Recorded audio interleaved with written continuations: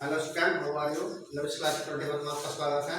मैं नए नए टॉपिक के साथ आज का बहुत इंपॉर्टेंट क्वेश्चन होने वाला है जो बोर्ड में जाकर मालूम किया जाए। बहुत इंपॉर्टेंट क्वेश्चन है। देखिए, मुख्य लक्षणों के अनुमान वेग के आधार पर कौन के नियम का निगमन कीजिए। क्या है आपका अनुमान वेग के आधार पर कौन के नियम का निगमन है, जो बहुत ही ज्यादा बोर्ड में मालूम किया जाता है। कई बार क्वेश्चन आया हुआ है, बहुत ही इंपॉर्टेंट है। तो देखिए हमारे पास क्या है, एल एम आई का कोई चालक छड़ है हमारी, एल एम आई का एक तार है हमारा, एल एम आई की कोई चालक छड़ है मान लीजिए, जिसका क्षेत्रफल कैपिटल ए है। और इसमें क्या है, इसमें मुक्त इलेक्ट्रॉन है। चालक के प्रति एकांक आयतन में इलेक्ट्रॉनों की संख्या, मुक्त इलेक्ट्रॉनों की संख्या स्मॉल एन मानिए। कितने हैं मुक्त इलेक्ट्रॉनों की संख्या? मेरे पास जो है वो एन है यहाँ पर। कितने में इसके अंदर मुक्त इलेक्ट्रॉनों की संख्या जो है वो हमारे पास एन है। जबकि अब इसमें क्या है, इसके सिरों पर विभवांतर स्थापित करने पर, अगर हम चालक छड़ के सिरों पर विभवांतर भी स्थापित कर देते हैं तो मुक्त इलेक्ट्रॉन अनुगमन वेग विधि से गति करने लगते हैं। अब जो है अनुगमन वेग विधि से गति करने लग रहे हैं, जैसा कि चित्र में दिखाया गया है।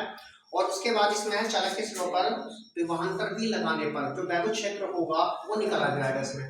तो वैद्युत क्षेत्र जब इलेक्ट्रिक फील्ड निकालेंगे वो क्या होता है, इलेक्ट्रिक फील्ड होता है हमारे पास ई बराबर होता है V/L, क्योंकि इसके सिरों पर लगाया विभवांतर कितना है हमारे पास V है। हमने विभवांतर क्या लिया है, V लिया है, और जबकि की लंबाई क्या है, स्मॉल l है। तो हमारे पास जो है इलेक्ट्रिक फील्ड जो है मेरे पास वो है E बराबर V/L। बट जब हमने विभवांतर V लगा दिया और हमारा वैद्युत E हो जाएगा, तो इसके कारण एक क्या होगा, हमारे पास एक बल लगा, मुक्त इलेक्ट्रॉनों पर लगने वाला जो बल होगा, फोर्स बल F बराबर हो जाएगा आपका E क्या है यहाँ पर, कैपिटल E जो है वो वैद्युत क्षेत्र है, जबकि E क्या इलेक्ट्रॉनों का आवेश है। इलेक्ट्रॉनों का जो आवेश है वो हमारे पास E है, जबकि E क्या है, वैद्युत क्षेत्र है। E की वैल्यू रख देंगे इसमें, तो ये हो जाएगा आपका EV/L। EV/L हो जाएगा F बराबर। अब हमने यहाँ से फोर्स निकाले, ये मेरा इलेक्ट्रिक फील्ड निकल गया यहाँ पर।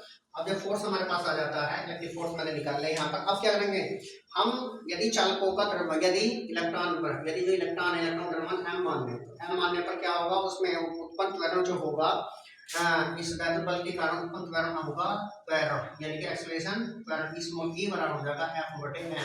m क्या है, इलेक्ट्रॉनों का द्रव्यमान है, जबकि F क्या है, इलेक्ट्रॉनों पर लगने वाला फोर्स है हमारे पास। अब F की वैल्यू उठा के, ये वाली जो F की वैल्यू है ये रखी जाएगी, तो स्मॉल e बराबर हो जाएगा आपका EV/ क्या हो जाएगा, EV/m है। ये मेरे पास त्वरण निकल गया आपका।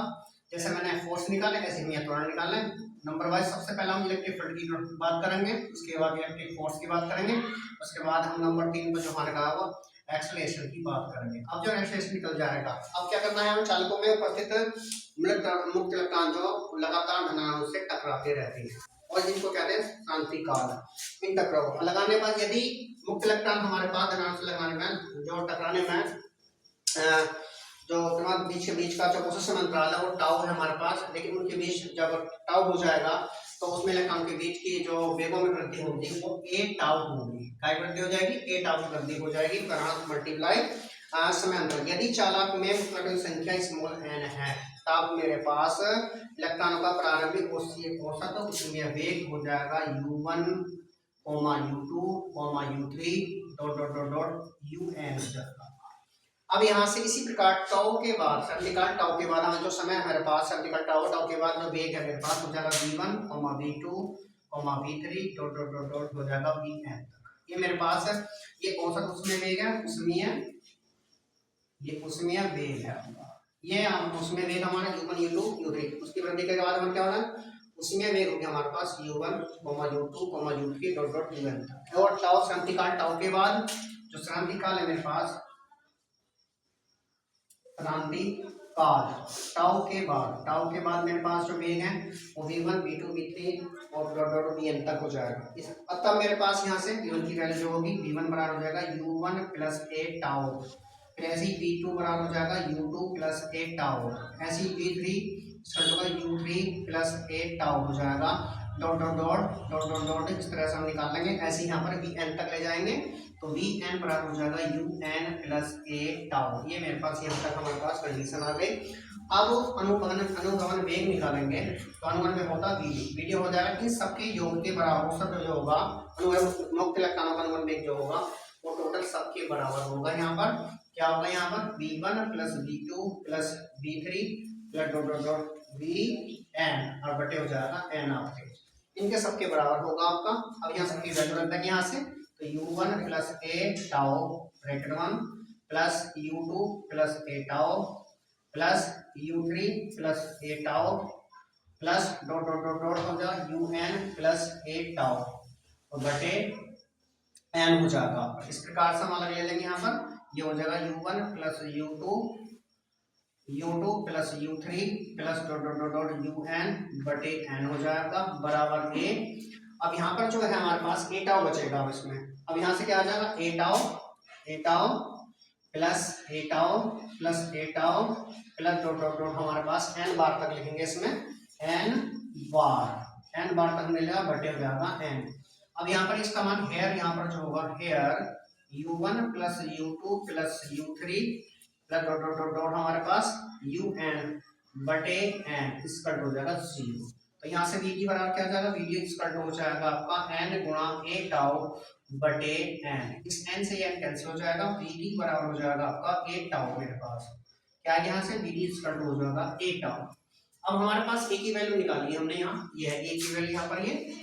अब यहाँ से ए की वैल्यू रखने पर लिखेंगे यहाँ से ए का मान रखने पर, यानी एक्सप्रेशन का मान रख देंगे यहाँ से। जब ए का मान रखेंगे तो वी स्क्वायर हो जाएगा आपका क्या हो जाएगा ई बी बटे एम एल इंटू टाउ। ये समीकरण बन जाएगी आपकी 2 जो समीकरण हमने लिखा था इसमें। अब यहाँ से बट हम जानते हैं बट पी डी स्क्वायर बराबर होता है आई अपॉन एन ई। क्या होता है आपका एन ई, मान लीजिए पी डी बराबर होता है आई बराबर एन ई, ए होता है एन ई ए बट बी डी बराबर क्या होता है आपके पास यहाँ पर एन ई ए होता है। अब यहाँ पे बी डी के स्थान पर रख लेंगे, बी डी का मान रखने पर लेकिन यहाँ से बी डी का मान समीकरण 2 में रखने पर 2 में रख देंगे। अब यहाँ पर तो समीकरण 2 में रखेंगे आप यहाँ से बी डी की वैल्यू, तो मेरे पास हो जाएगा आपका आई बटे ए एन ई बराबर ई बी बटे एम एल इंटू टाउ। अब हमें बनाना है यहाँ से v अपॉन आई, ये इधर चला जाएगा ये इधर आ जाएगा, इसके बटे में ले लेंगे यहाँ पर, तो v अपॉन आई बराबर हो जाएगा आपका एम एल बटे। अब जब इसमें क्या करेंगे, जब हमने इसको v को इसके नीचे लिया तो ये चलेगा एम एल बटे एन ई टाउ हो जाएगा। क्या हो जाएगा आपका एम एल बटे N E square A tau. But यहाँ पर v अपॉन आई इसका टू एम एल बटे N E square A tau बना आपका। और ये जो होता है हेयर यहाँ पर यहाँ पर M L upon N E square A tau इसका टू होता आर, इसलिए मेरे पास हो जाएगा v upon I equal to are.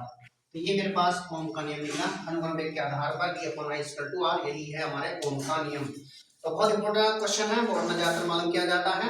जहाँ पर इसकी जो मैंने आज ये आर्टिकल करा इसकी शॉर्ट वीडियो का जो नोट्स है वो मैंने शॉर्ट वीडियो में डाल दिया है। इसका इंपॉर्टेंट क्वेश्चन है, बहुत बोर्ड में ज्यादातर मालूम किया है। और इसीलिए आपसे ये है कि हमारे वीडियो को सब्सक्राइब करें, लाइक करें, शेयर करें। धन्यवाद।